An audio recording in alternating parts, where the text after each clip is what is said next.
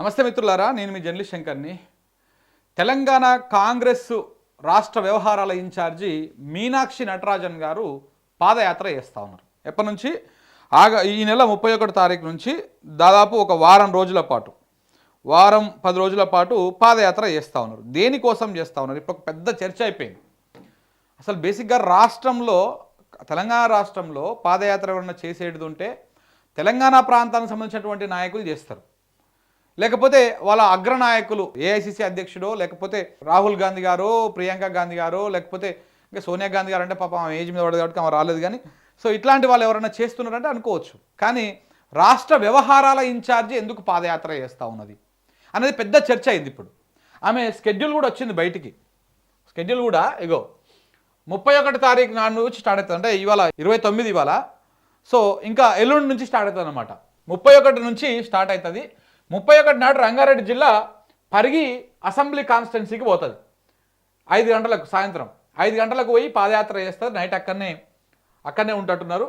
August 1 తారీఖు నాడు మళ్ళీ అదే పరిగి నుంచి మళ్ళీ స్టార్ట్ చేసి ఆగస్టు 1 తారీఖు నాడు సాయంత్రానికి ఎక్కడికి మెదక్ డిస్టిక్ పోతారు. మళ్ళీ ఇక్కడ పరిగి చూసుకొని మళ్ళీ ఆందోళన మెదక్ కాన్స్టిట్యున్సీకి పోతున్నారు.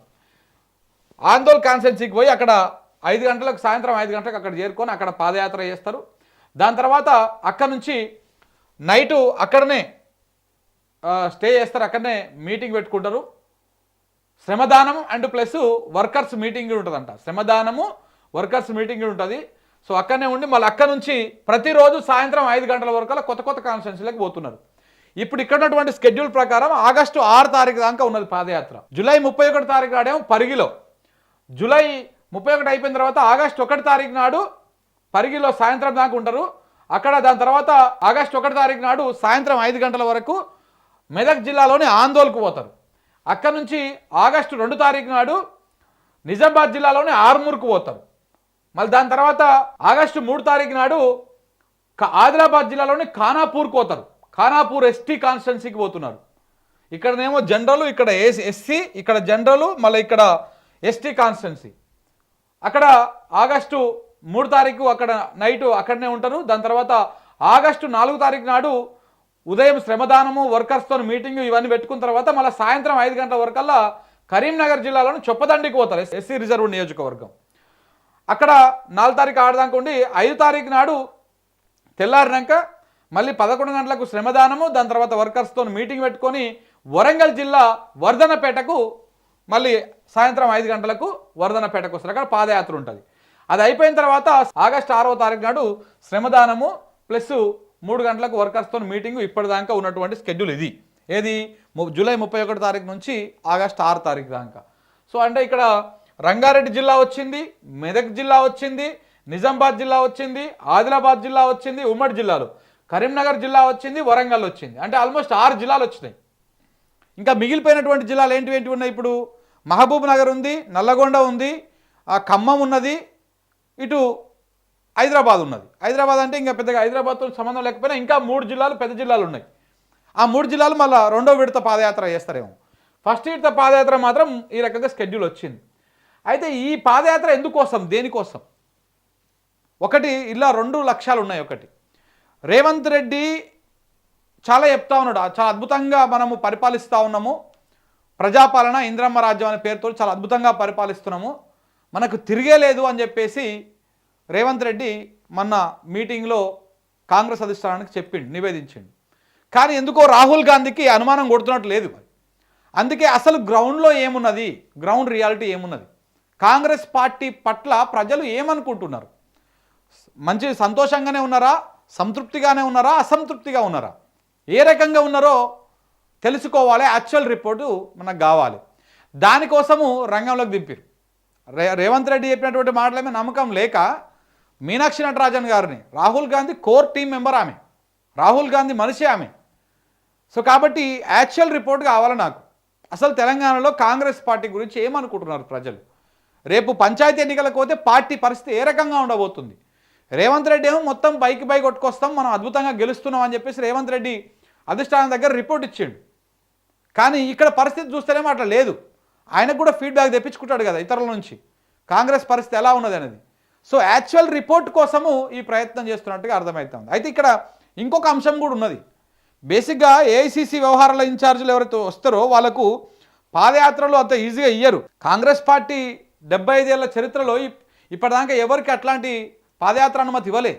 మరి మీనాక్షి నటరాజన్ని తిప్పుతున్నారు అంటే దీని వెనకాల కథ ఏంటి? ఓన్లీ ఇప్పుడు ఈ పంచాయతీ ఎన్నికల కోసము, స్థానిక సంస్థల ఎన్నికల కోసమే పాదయాత్ర చేస్తూ ఉన్నారా, లేకపోతే ఏమన్నా కీలక మార్పులు చేర్పులు ఏమైనా జరిగేటువంటి అవకాశం కనపడతా ఉందా? రేవంత్ రెడ్డి పొద్దుగా లేస్తే ఇది ప్రజాపాలన ప్లస్ దాంతోపాటు ఇప్పుడు సోనియమ్మ పేరును బలంగా వాడుతూ ఉన్నాడు ఆయన. జై సోనియమ్మ అంటాడు ఏ సభ పెట్టినా కానీ.